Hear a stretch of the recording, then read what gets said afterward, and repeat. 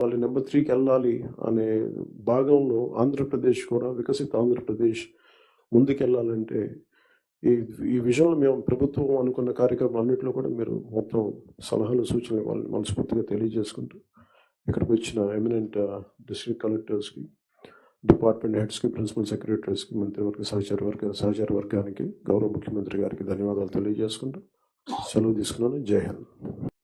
అనుభవంలో గౌరవనీయులు ఆంధ్రప్రదేశ్ ముఖ్యమంత్రి శ్రీ నారా చంద్రబాబు నాయుడు గారికి నా హృదయపూర్వక నమస్కారాలు.